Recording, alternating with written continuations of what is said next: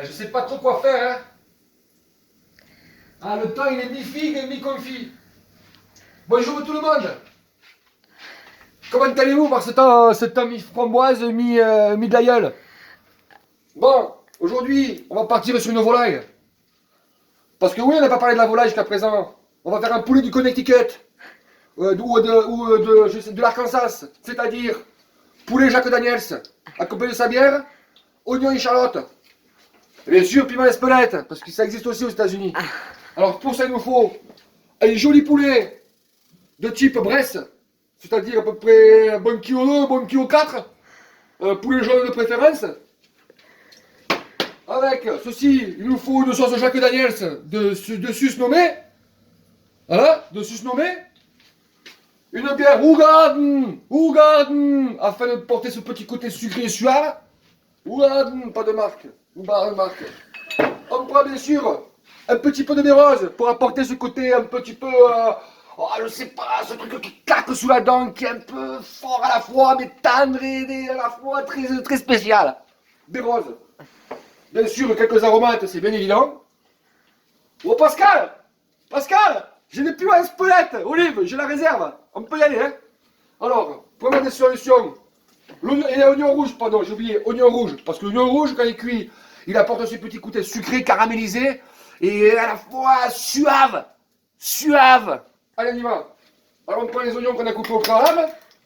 On ne se fait pas chier, hein. On le coupe grossièrement. Et on le jette dans la gamate.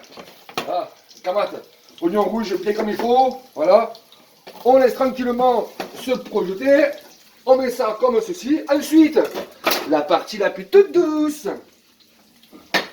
On va fourrer l'animal. On va prendre la bestiole, on va la fourrer. Dis donc. Non pas que t'es pas bien en soirée, toi, dis donc. Alors, pour ça, on prend quelques échalotes. Regardez bien les mouvements susnevés. Voilà. Tout doux. Voilà. Diantre. On continue, des petits bouts d'échalotes. Bien sûr, pas d'échalotes bananes. Hein. Vous prenez des vraies échalotes françaises, et toutes petites. Hein. D'accord? Mais pas casser prendre des trucs ukrainiens là-bas ou je sais pas d'où là. Et on le met simplement comme ça. Ensuite, le sel. On met du sel à l'intérieur aussi pour pas avoir peur. On fourre avec le sel. Bon, ça risque de piquer un peu, mais on s'en bat la tranche. Voilà, c'est un peu. Là, on va se mettre le beurre, très important. Bon, il faut y aller avec le beurre, il faut pas avoir peur, hein, on n'est pas, hein, confinement, mais hein, mon vie, hein. Voilà. Un bon bout de beurre comme ça, à peu près 25 grammes. Et, oh, voilà. On n'a pas peur, on n'a pas peur. Ensuite, et tout ça pendant que les oignons mijotent tranquillement, hein, bien sûr. Hein. On va mettre un peu de sel dans les oignons, comme ceci, comme cela. Là, on va se mettre quelques baies, point trop d'infos, je vous dis, sinon vous enflasquez votre bouvet à la rose et vous avez un goût après de, je sais pas de trop quoi. Donc voilà, quelques baies, hein. Pas plus, point trop. Et on les met dedans aussi, toujours dedans. Comme ça, ça va infuser avec le beurre, ça va infuser avec les échalotes. Voilà, ceci étant fait, pas de deuxième chose, troisième chose ou quatrième chose. On prend le Jacques Daniels sous-nommé, une fois de plus.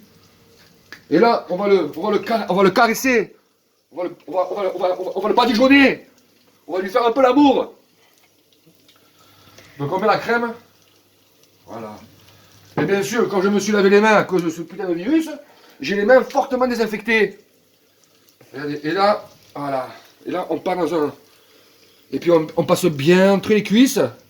Tout ceci comme ça. Voilà. On n'a pas peur. On n'a pas peur de badigeonner. On n'a pas peur de badigeonner. On badigeonne. On badigeonne. On en remet encore un peu. C'est pas grave. Quand je répète, c'est le poulet du Connecticut. Donc on va... Hein.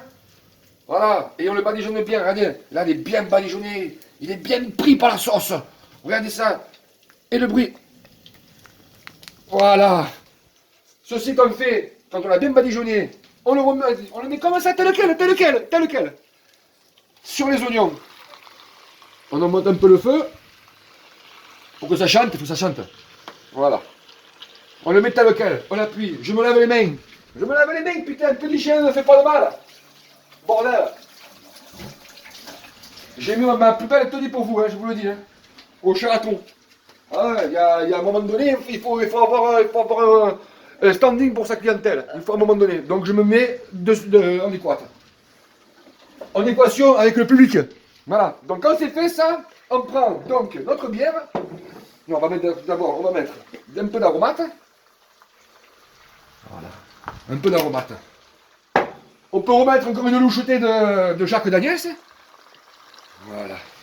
Pas plus, pas plus. Voilà. Là, on va se prendre la bière. Il n'y a pas l'ouvre-boîte, il n'y a pas l'ouvre-boîte. Cherche l'ouvre-boîte, bordel, l'ouvre-boîte. Ouvre-boîte. Ouvre-boîte. Ah, il est là. Oui, je suis là. Pas des capsuleurs parce que l'ouvre-boîte. Et là, on va vider entièrement la bière. Regardez ça. Voilà.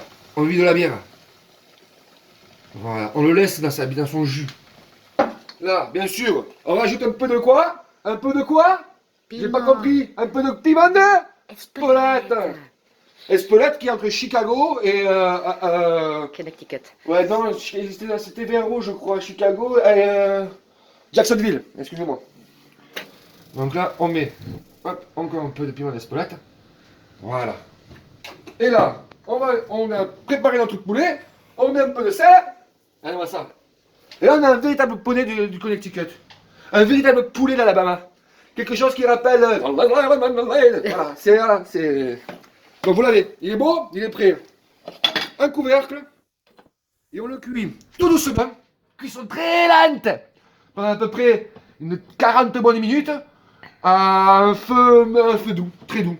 Et on le retournera plus tard. Et là, on le laisse bien macérer. C'était la volaille, c'était la vidéo du confinement 4 pour le jour 7.